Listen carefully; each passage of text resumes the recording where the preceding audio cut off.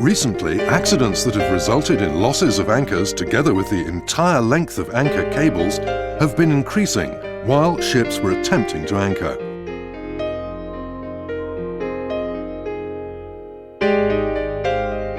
Accidents involving ships lying at anchor have also repeatedly occurred. Most of these accidents involve drifting, collision and stranding caused by dragging anchor. We will study how to prevent drifting due to dragging anchor while lying at anchor and loss of anchor and its cable while attempting to anchor.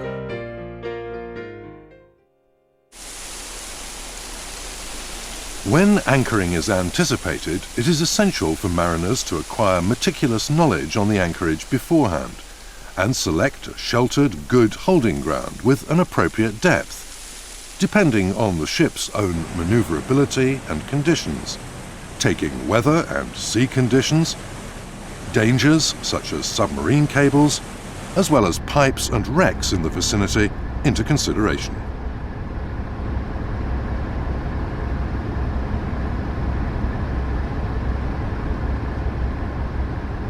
It is necessary to have a clear plan on how to reduce the ship's speed from the approach to the intended anchorage and how many lengths of cable are to be paid out.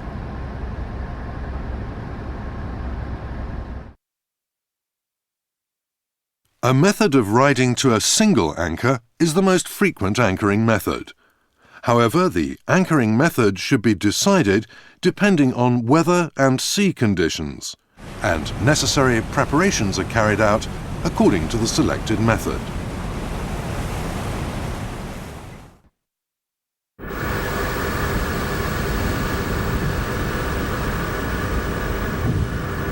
The specifications of anchor and anchor cable to be stowed are decided by the equipment number of the ship.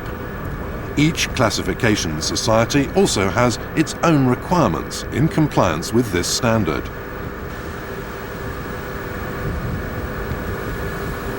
Today, the AC-14 type anchor appears to be the most widely used, but there are various other types of anchor available.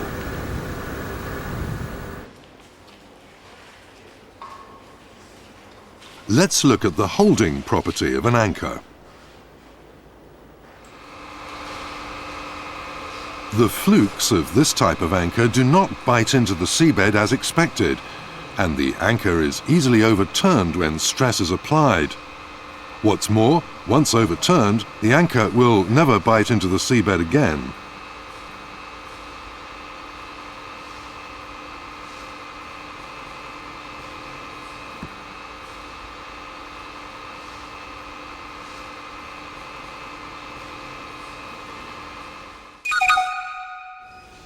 These are the flukes of the AC-14 type.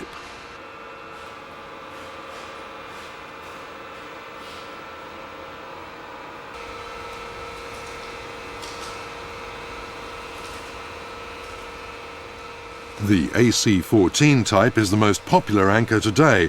It bites into the seabed well and remains stable without overturning when stress is applied.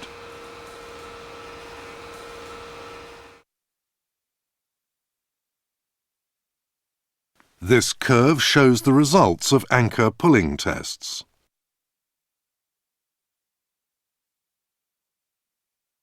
Holding power is the resistance created by the anchor when it is pulled. The maximum resistance is called holding power.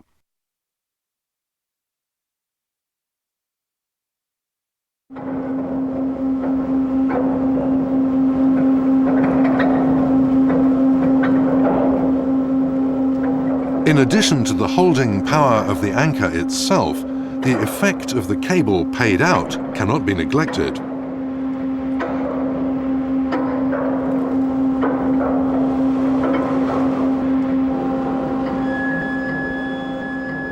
The total mooring power is the sum of the holding power of an anchor and the resistance of cable laid over the bottom.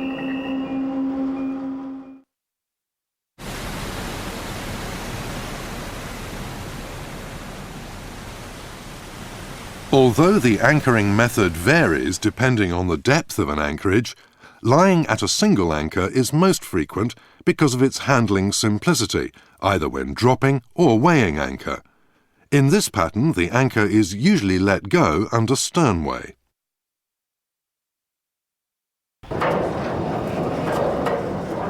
First, we look at the procedure for lying at a single anchor in an area with depths to 20 meters.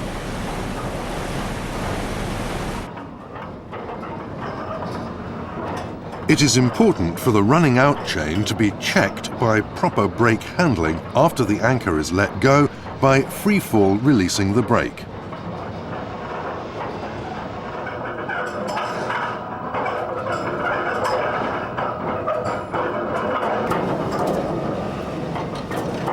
Letting go the anchor and the cable without applying the brake properly increases the danger of loosing the anchor with all of its cable and damage to the windlass.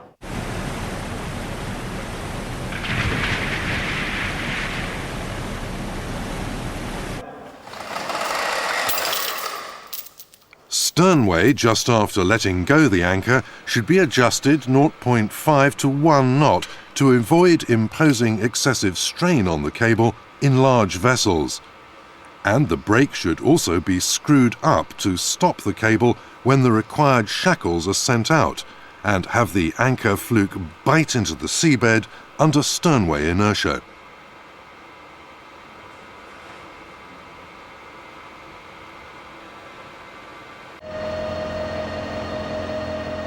Next, let's study anchoring at a deeper anchorage depth of from 20 meters to 50 meters.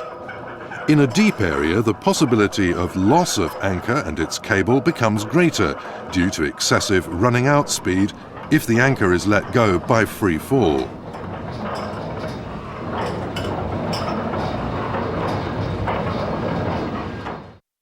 To avoid this hazard, the anchor is lowered by walking back into the water until it reaches about 5 meters above the bottom. Then the brake is released to let go the anchor, while applying the brake to adjust the running out speed of the cable and carefully maintaining proper sternway.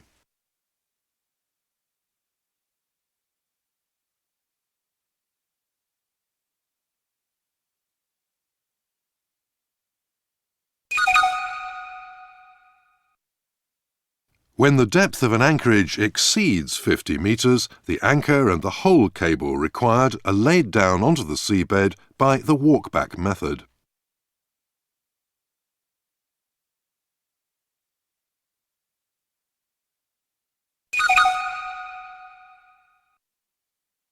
In this case, sternway should be maintained under 0.5 knots once the anchor has touched the bottom, because too large a speed difference between sternway and walkback may cause parting of the anchor cable or damage to the windlass due to excessive strain in large vessels.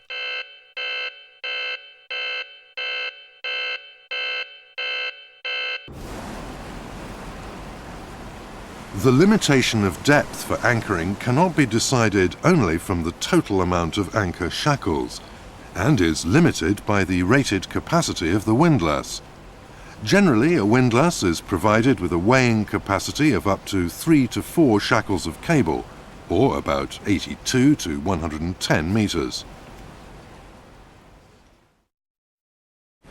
In an anchorage where the influence of winds and tideways are strong, there is a greater danger of dragging anchor due to excessive strain on the cable, otherwise due to the reduction of holding power stemming from a meandering cable caused by the effects of winds and tideways. Anchoring in wind at a wind speed exceeding 10 meters per second causes ship motions that draw a figure of 8 locus.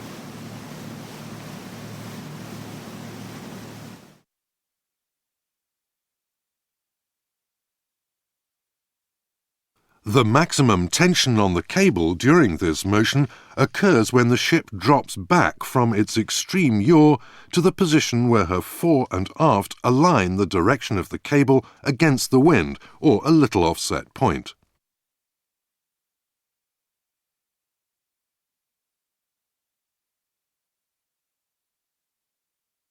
This moment may be deduced from the change of relative direction of the wind on the navigation bridge.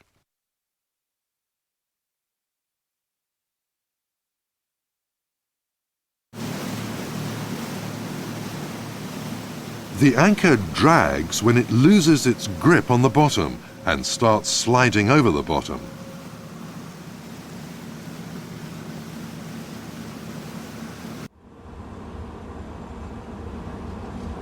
For a PCC or an LNG carrier with a large windage area lying at a single anchor, the critical wind speed is 15 meters per second.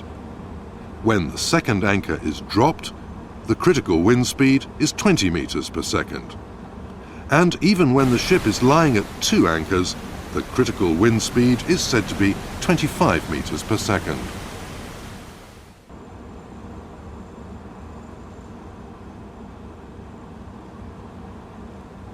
Once an anchor starts to drag, it is difficult to stop. Personnel assigned to anchor watch are required to pay close attention to a sudden change of weather and must report it immediately to the master. They should pay careful attention to weather forecasts.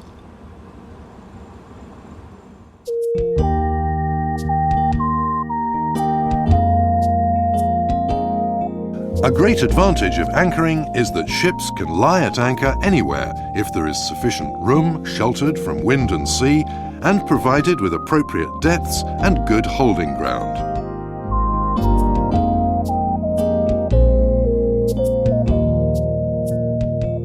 Consequently, anchoring is the most convenient and common ship operation due to its simplicity and mobility.